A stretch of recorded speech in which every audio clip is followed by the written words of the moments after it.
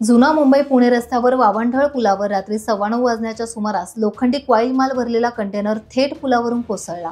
हा कंटेनर पनवेलच्या दिशेने जात असताना समोरून येणाऱ्या कारला धडक देऊन थेट पुलावरून खाली कोसळला।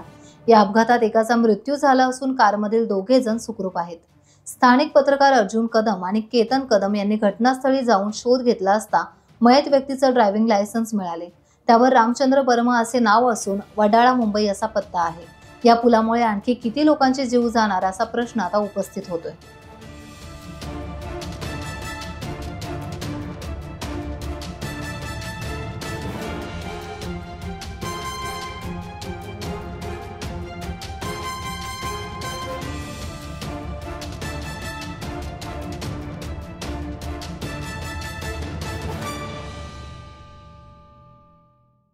टाइम्स डिजिटलला लाईक करा, सबस्क्राइब करा, शेअर करा आणि बेल आयकॉन दाबायला विसरू नका।